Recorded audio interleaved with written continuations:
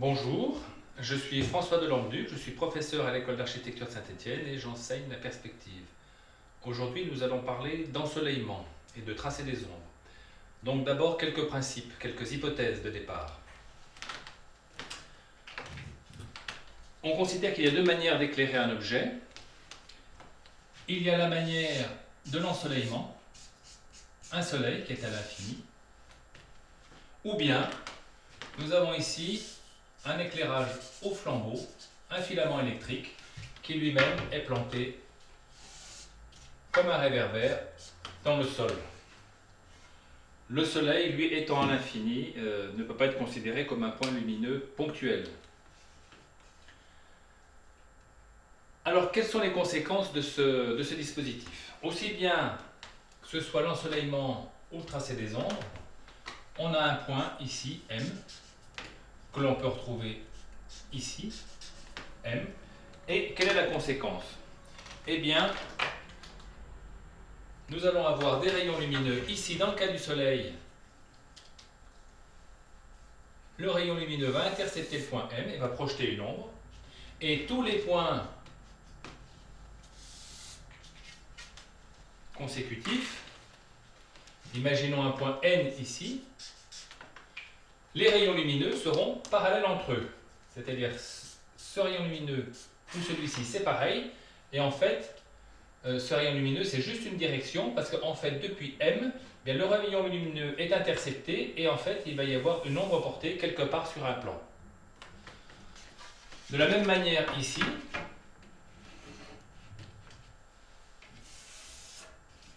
quel que soit le point M, M va être intercepté par un rayon lumineux et puis quel que soit le point N, eh bien, ce point N va être intercepté par un autre rayon lumineux, mais ce rayon lumineux va être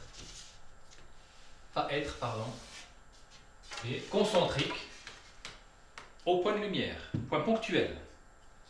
Donc ici, nous n'avons plus de parallélisme, mais au contraire, un cône qui est centré, dont le sommet est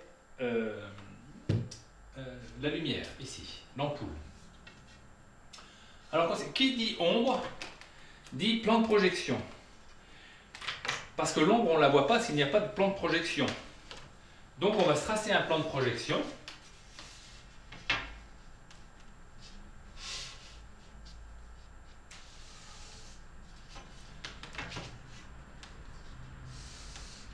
On va prendre un plan de projection horizontal. Et nous allons voir quelles sont les conséquences.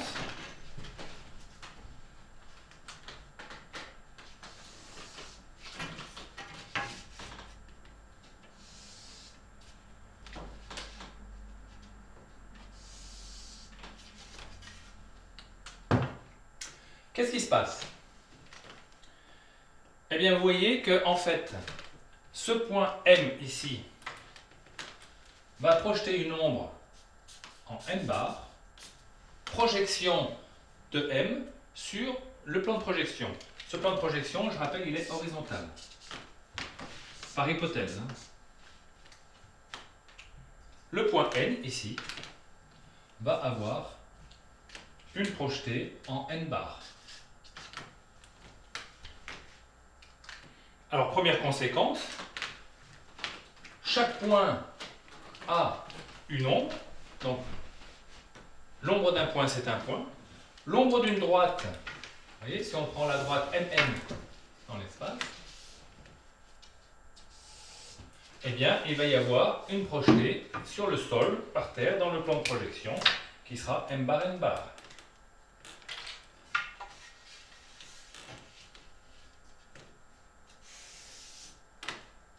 Voilà.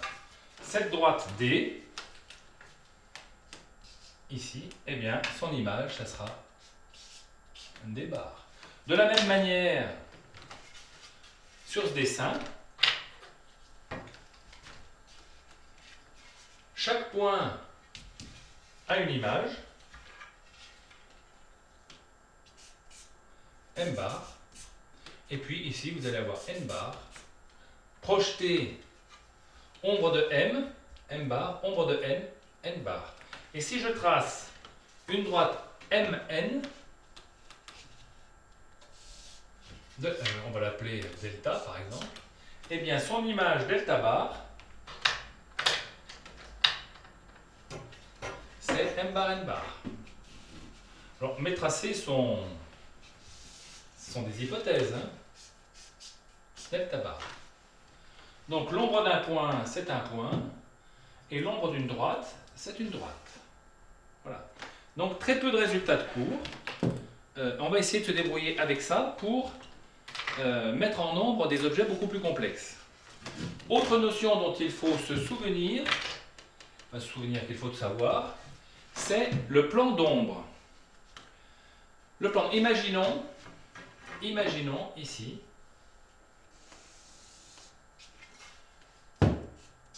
un poteau planté en haut, et puis ici nous avons le point 1.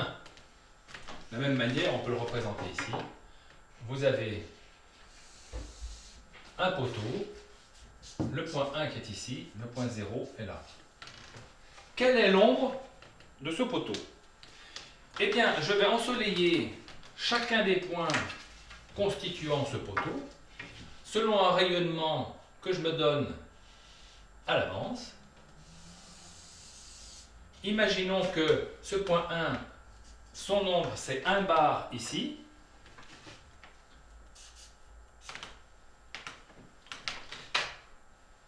Si l'ombre de 1 c'est 1 bar, l'ombre de 0 quant à lui c'est 0 bar.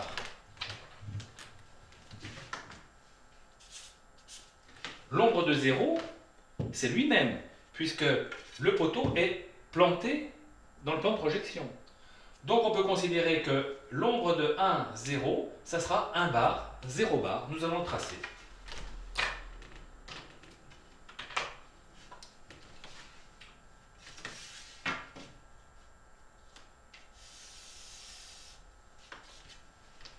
Je continue cette droite d'intersection, puisque, à la limite, mon poteau pourrait monter beaucoup plus haut, et donc cette droite pourrait aller beaucoup plus loin. Alors ça veut dire quoi? Eh bien ça veut dire que tous ces points intermédiaires qui sont pris ici par exemple en 2, en 3, en 4, eh bien maintenant je peux connaître leur ombre en le mettant parallèle ici, parallèle ici, parallèle ici, parallèle ici, etc., etc. Si ici j'ai 5. Donc ici j'ai 5 barres, j'ai 4 barres, j'ai 3 barres, 2 barres, 1 bar. Et vous voyez ce que nous venons de former, en fait, c'est ce que nous appelons un plan d'ombre. Plan d'ombre.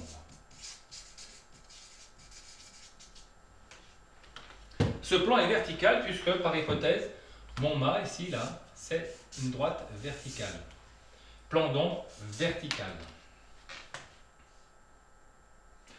Il faudra bien s'en souvenir parce que ce plan d'ombre, quand il va s'agir de trouver des intersections d'ombre sur l'ombre portée d'un objet sur un autre objet, on va se servir de cette définition. Regardons maintenant ce qui se passe au flambeau, en ombre au flambeau.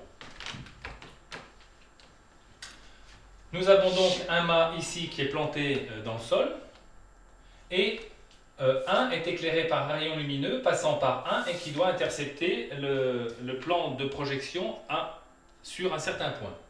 Donc le plan d'ombre va passer par 1, va passer par la source lumineuse.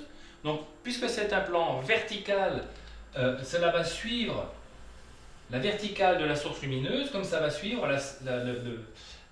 le bâton vertical où est planté 1. Donc ce qui va se passer, c'est que ça va se passer comme ça. Si 1 est planté ici, et donc mon plan d'ombre va passer par le point 0 ici, et par le point 0 de la source lumineuse en noir. D'accord ? Et donc ici nous aurons tous les points intermédiaires. 2, 3, 4, 5. Nous allons les tracer. Donc ici, je trace 2. Ici, je trace 3. Ici, je trace 4, etc., etc. Donc ici, j'ai 4 barres. Ici, j'ai 3 barres. Ici, j'ai 2 barres. Et ici, en fin de compte, j'ai 1 bar. Voilà. Donc dans un cas comme dans l'autre, les résultats sont identiques. Les tracés sont un petit peu différents, adaptés à chacune des situations. Chaque point a une ombre. Quel que soit le point de l'espace, il a une ombre, M et N, que l'on constate sur un plan de projection, M bar, N bar. Et puis donc, l'ombre d'un mât produit un plan d'ombre vertical. Et ce plan d'ombre vertical a une intersection avec le plan de projection qui est 0, 1 bar, 0, 1 bar. Donc nous verrons par la suite, nous ferons des petits exercices d'application en appliquant ça à la perspective que nous venons d'apprendre précédemment. Je vous remercie, à bientôt.